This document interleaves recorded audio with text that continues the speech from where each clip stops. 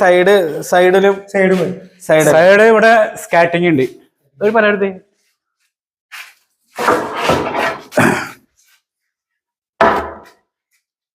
ഇങ്ങനെ പല കയറും. ഇത് കട്ട് ചെയ്ത് ഇപ്പൊ പണി തുടങ്ങണുള്ളൂ.